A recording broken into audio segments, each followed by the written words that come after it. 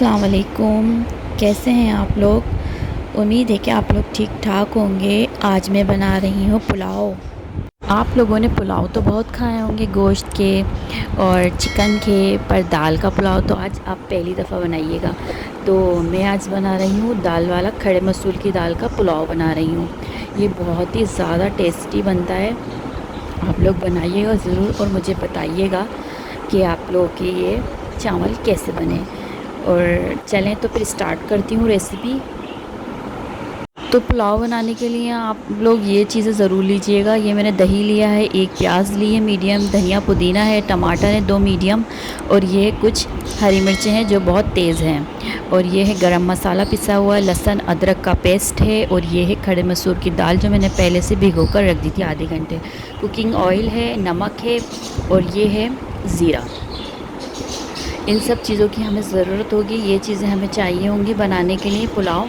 ये थोड़ा मसाले वाला पुलाव है, फीका पुलाव ज़्यादा अच्छा नहीं लगता, तो मैंने थोड़ा स्पाइसी बनाया था। ये हम डाल लें, कुकिंग ऑयल डाल देंगे, और इसके अंदर मैं प्याज को फ्राई कर लूँगी। ब्राउन कलर होने तक मैं इसको फ्राई करती रहूँगी। तो फिर आप देख लें, इस तरह मैं फ्राई कर रही हूँ। और जो लोग नए हैं चैनल पर, तो चैनल को सब्सक्राइब कर लें, लाइक करिएगा, शेयर भी करिएगा, और बताइएगा ज़रूर मुझे कि ये पुलाव कैसा बना आप लोगों का।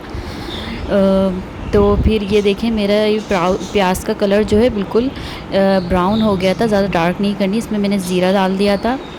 उसके बाद जो है मैंने लहसुन अदरक का पेस्ट डाल दिया था इसके अंदर, फ्रेश डालिएगा। उसके बाद इसको हल्का सा भूनेंगे। मैंने अच्छी तरह इसको भून लिया है। बस 2 से 3 मिनट भूनिएगा। उसके बाद टमाटर डाल दूँगी मैं, और धनिया पुदीना है, और हरी मिर्चें हैं। ये हरी मिर्चें जो है मलीर की हैं, बहुत तेज़ होंगी, अपने हिसाब से डालिएगा।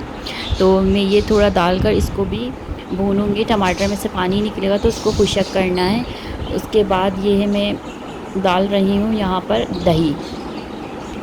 दही से ज़रा अच्छा टेस्ट आएगा, इसलिए मैंने लेमन यूज़ नहीं किया, मैंने दही यूज़ किया है। तो दही से बहुत अच्छा फ्लेवर आता है।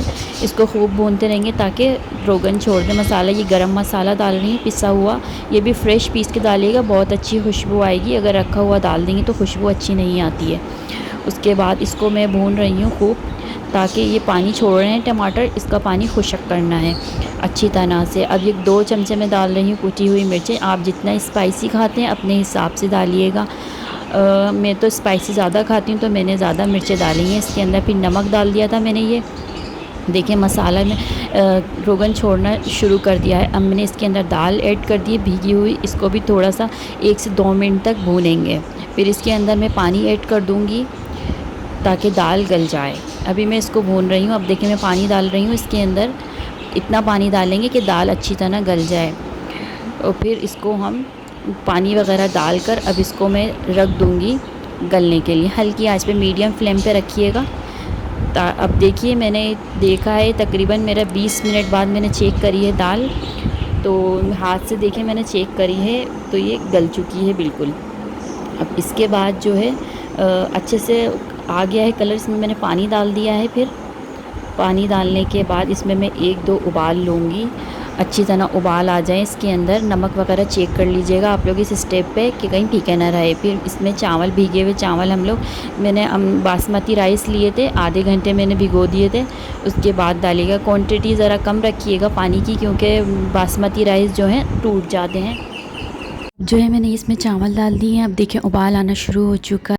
ये देखिए अब उबाल आना शुरू हो चुका है। इसको थोड़ा पकाएंगे जब तक इसका चावलों का पानी थोड़ा खुशक ना हो जाए।